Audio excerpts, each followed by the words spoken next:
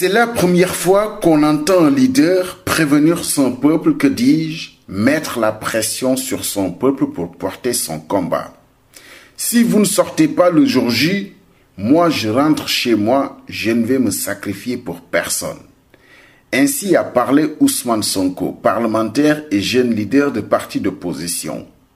Il en a presque oublié le slogan de son parti qui s'affiche sur tous les documents officiels du PASTEF, le don de soi pour la patrie. De là à penser qu'il vaudrait plutôt que la patrie, pour ne pas dire le peuple, se sacrifie pour lui, c'est un pas que nous nous garderons de franchir, mais c'est sans doute une des premières glissades de l'homme à la communication jusqu'ici impeccable. On peut comprendre l'agacement d'un leader de ne pas pouvoir faire se lever les foules. Ce n'est certainement pas une raison pour inverser les rôles. Même les luttes les plus désordonnées, les mouvements spontanés de protestation, de manifestation sont forcément structurés et il y a bien quelqu'un qui donne le là pour capitaliser sur les succès.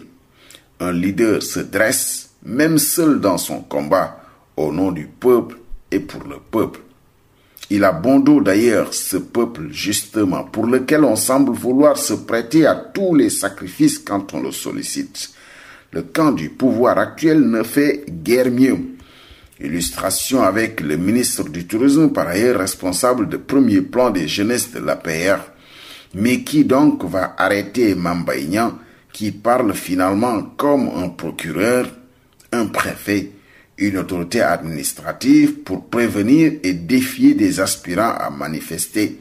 Qui va devoir l'arrêter avant qu'il ne soit trop tard? Organiser une contre-manifestation n'est pas aller au face-à-face. Les réseaux sociaux ont encore ceci d'extraordinaire, de permettre de partager en un temps éclair et au plus grand nombre les archives des luttes d'hier. Si chacun réfléchissait à ses positions d'hier, ses combats d'hier, son sacrifice d'hier, on aurait fait l'économie de beaucoup de tensions d'aujourd'hui. Les gens n'ont pas pu changer du tout au tout en l'espace d'un septennat, du pouvoir comme de l'opposition. Non, ils ont juste perdu la mémoire. Heureusement qu'on peut encore décemment croiser le verbe avec certains acteurs, qu'ils s'appellent Ousmane Sonko, Mamba Ignan ou qui sais-je d'autres. Il n'y aura pas de place dans cette tribune pour les bougres de Saligo qui se sont donnés en spectacle ce week-end dans une ziara en plus. Tous, autant qu'ils sont, devraient être juste renvoyés à leurs conditions de simples citoyens. C'est en cela que la République vacille, que ses sbires ainsi que leurs mentors se croient tout permis et tout autorisé. Pardon, j'avais dit qu'on n'en parlerait pas ici. Sauf le mépris à leur opposer alors.